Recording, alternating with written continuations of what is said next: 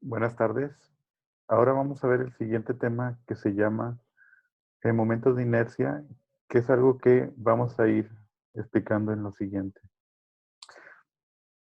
Cuando nosotros platicamos sobre los materiales en las clases pasadas, habíamos nosotros platicado sobre algunos factores que consideramos importantes, entre ellos la resistencia a la compresión, la resistencia a la fluencia, que eran características del material propiamente por sus propiedades mecánicas debido a factores que ya hemos ahondado anteriormente en ellos.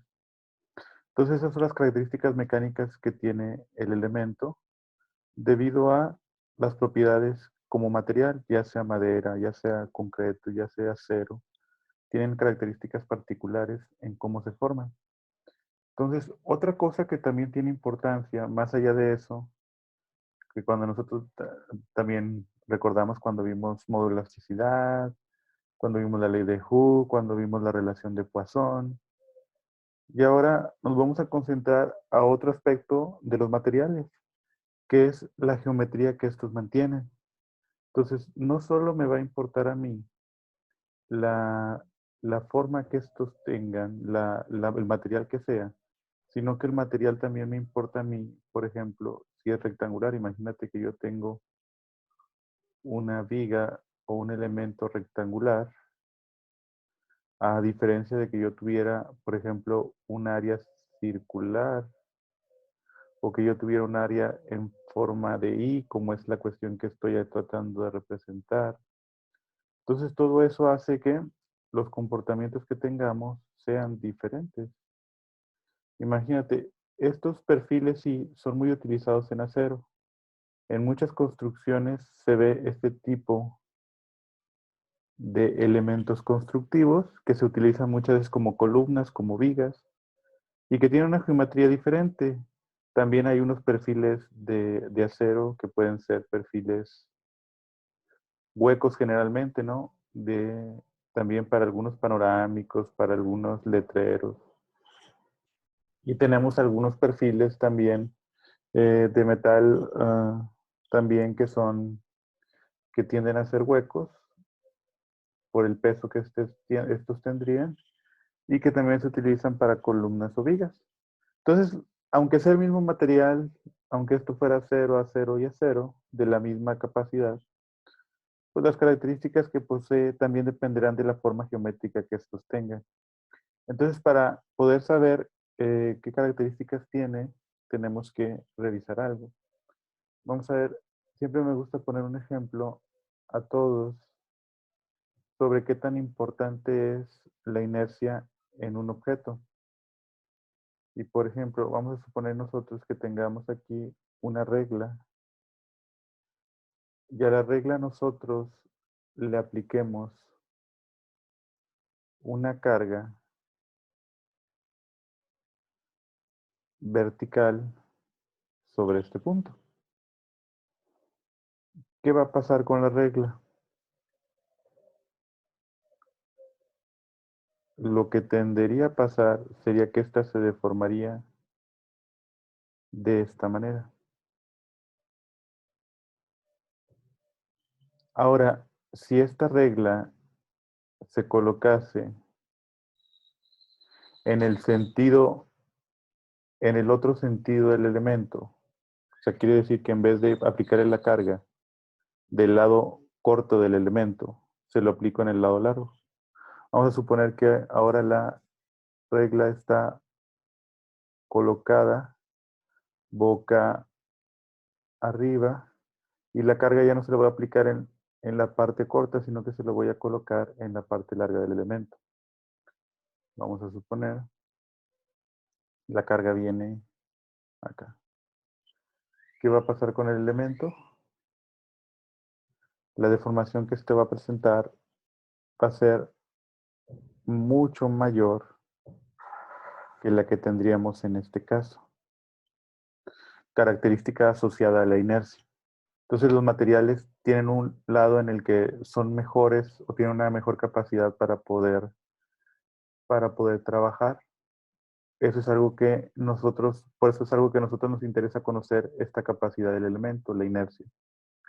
Entonces, una vez explicado eso a grandes rasgos, pues voy a tratar de sacar la inercia de esta figura o de esta geometría de su área transversal y voy a obtener dos resultados, que va a ser la inercia en X y la inercia en Y.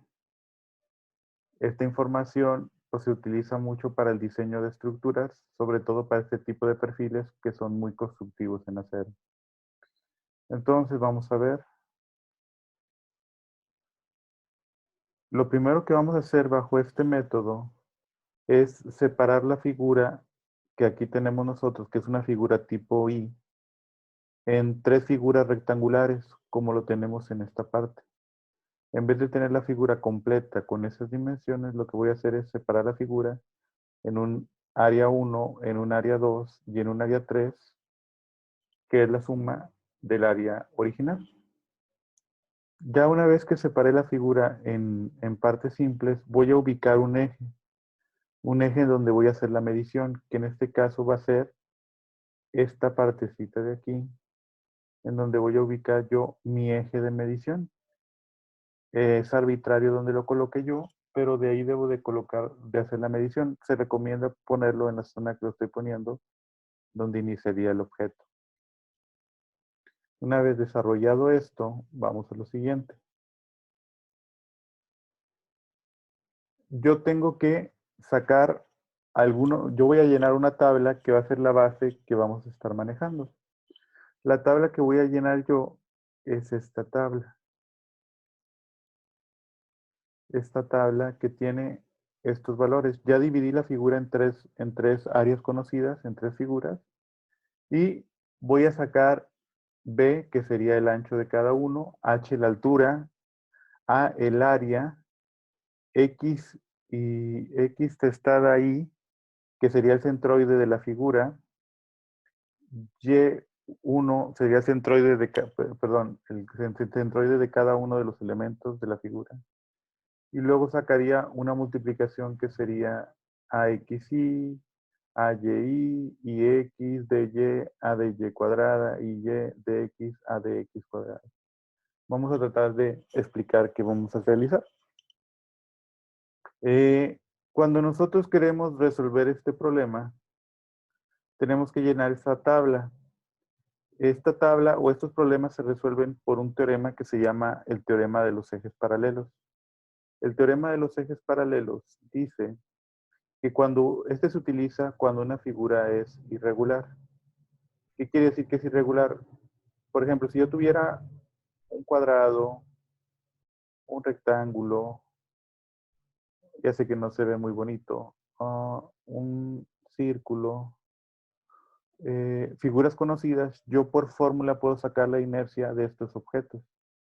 Pero cuando la figura es compuesta, o sea que tiene un área diferente a lo normal, a lo comúnmente conocido, a lo mejor hasta un triángulo lo puedo poner en inercia en fórmula, pero esta figura que tenemos aquí, pues no es ninguna de ellas, no es una figura regular, es una figura formada por varios rectángulos unidos entre sí. Entonces ya no puedo utilizar una fórmula por solución. Cuando pasa eso, utilizamos nosotros el teorema de ejes paralelos. El teorema de ejes paralelos dice que la inercia será igual a la sumatoria de la inercia propia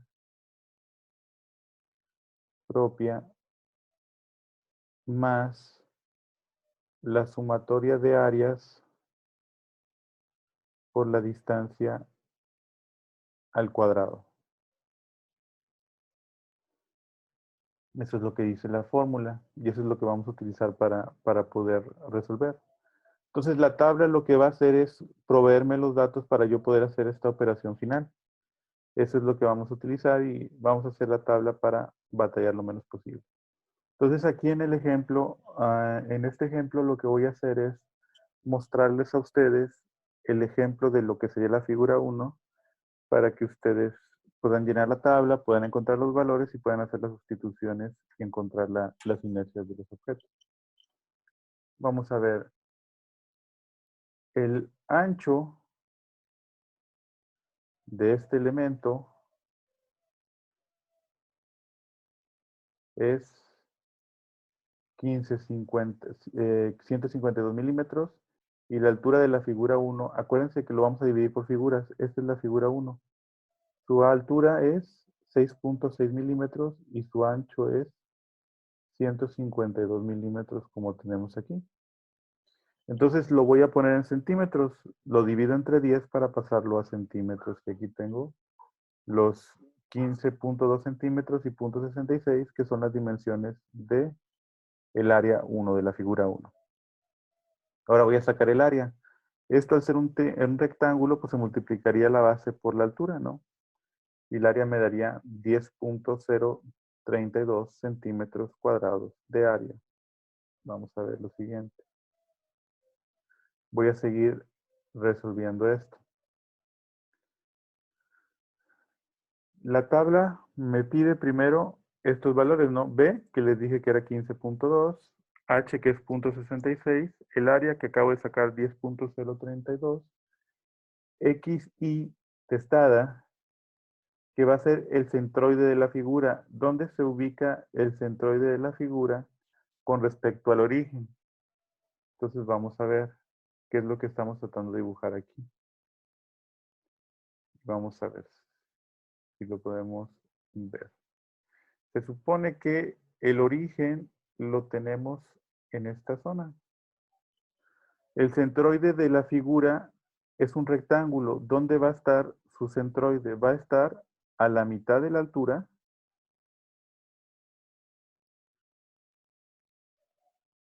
A la mitad de la altura, pero también va a estar a la mitad de la base. Cuando sea rectángulo, así va a ser. La mitad de la altura y la mitad de la base van a ser donde va a estar el centroide. Entonces, el punto medio o centroide de la figura va a ser este. Yo voy a sacar que este punto se ubica a cuánta distancia del origen. El origen es la mera orilla que está aquí. Acá está el origen. ¿Cuánta distancia es del origen hacia este punto en Y? Punto 33, hacia el punto medio. Y en X, la distancia que tenemos nosotros desde este punto de origen hasta acá es la mitad de 15.2 centímetros, o sea, 7.6. Entonces ahí voy a ubicar el centroide de la figura 1. Vamos a ver. Y esta es la primera parte que hago. Ya tengo los centroides de la figura 1. Ahora, si yo quiero sacar el centroide de la figura 2, porque sé que esto no vamos a ahondar mucho para lo demás, o no lo vamos a explicar todo. Para la figura 2, el centroide debe de estar también a la mitad de este elemento. Entonces debe de estar a la mitad y a la mitad de la altura de la figura 2.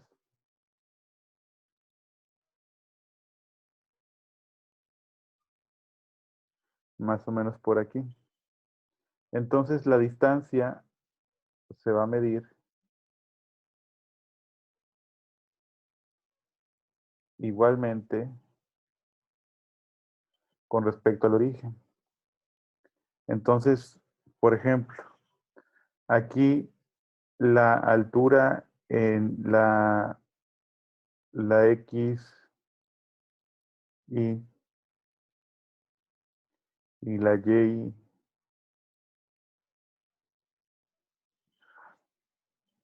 la XY debe de ser la distancia de aquí hasta acá. Que si ustedes lo piensan, pues de aquí hasta acá debe de ser la mitad de los 152 milímetros o 15.2 centímetros. Entonces aquí sigue siendo 7.6 centímetros. 6 centímetros. Y de acá a acá debe de ser de aquí hasta acá. Debe ser la distancia en Y. La distancia en Y Para este elemento, tiene también por altura, de aquí hasta acá, que esto me faltó anotarlo, no, en el dibujo, pero de aquí hasta aquí también tiene 15,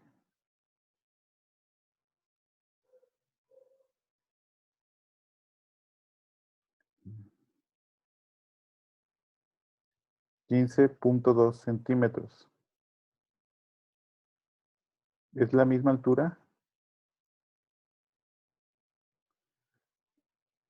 De ancho y de alto. Este es un valor que les debo de dar yo en los problemas. Este me faltó anotarlo ahí. Entonces, ¿cuánto va a ser la altura de Y? Pues también ahí debe de ser 7.6, porque ¿dónde va a estar el centroide?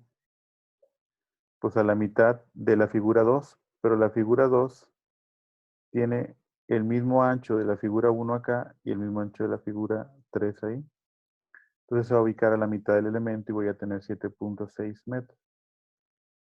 Por último, cuando haga yo la distancia sobre el elemento 3,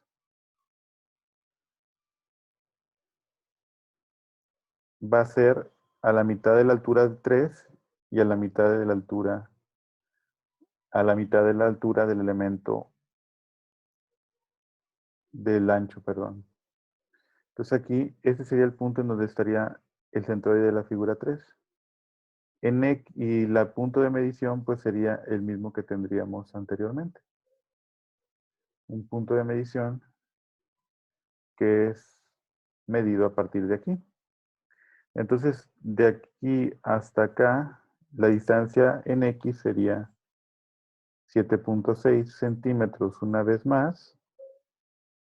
Y la distancia de aquí hasta arriba, pues sería 15.2 menos la mitad o menos esta altura que faltaría aquí,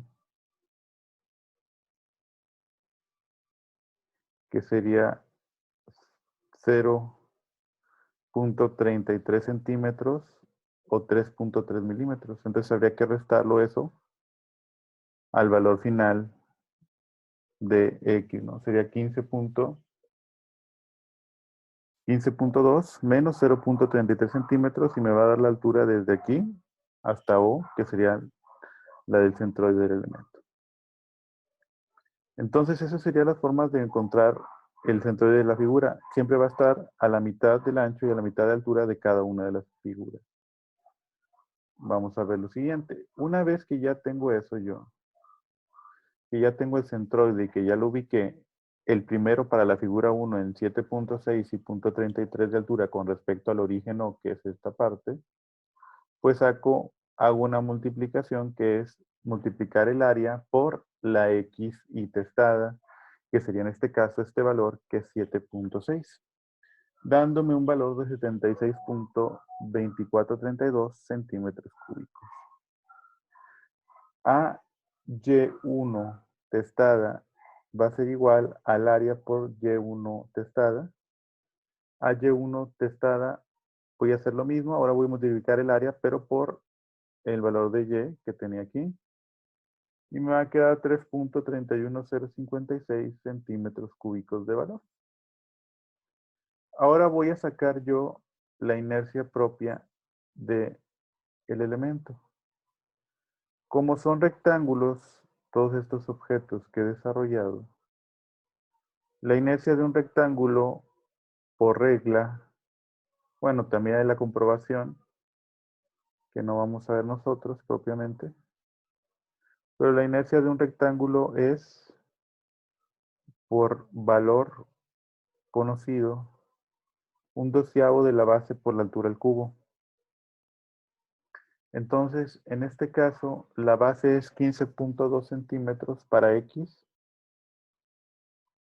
cuando es en X y la altura es 0.66 de la figura 1.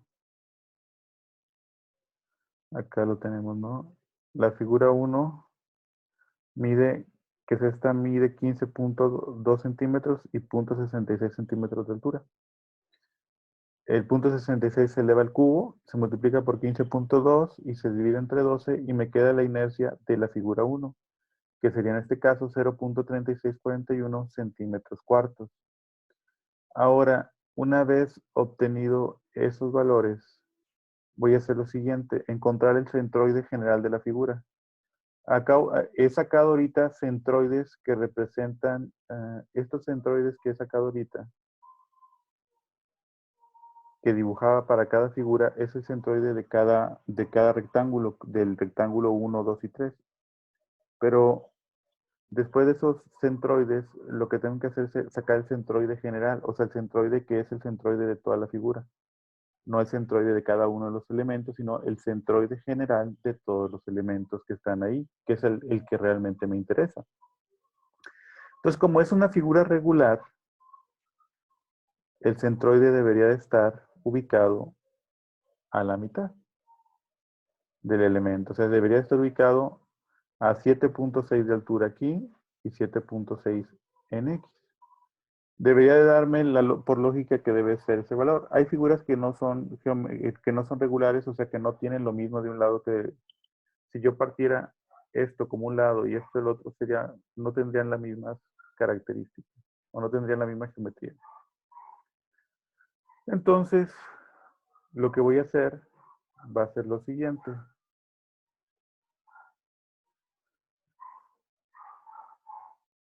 Pues es muy importante que se basen primero en la tabla antes de lo demás, porque la tabla me permite sacar los valores más rápidamente. Yo esto lo estoy haciendo, estos datos que estamos resolviendo, lo estoy poniendo no en tabla para que ustedes vean de dónde provienen, pero la tabla es la que más me guía, ¿no? La que voy resolviendo. Por ejemplo, aquí. Me dice que el centroide general de la figura en X debe ser igual a la sumatoria de A, X y altestada entre sumatoria de A y Y es igual a la sumatoria de A que multiplica al centroide de cada figura entre A. Entonces, se supone que aquí yo ya hice uno de esos ejemplos, ¿no? A por Y y A por X, Y. Pero me dice la sumatoria. ¿Qué quiere decir? Que debe ser la suma de las tres figuras. Yo saqué este valor.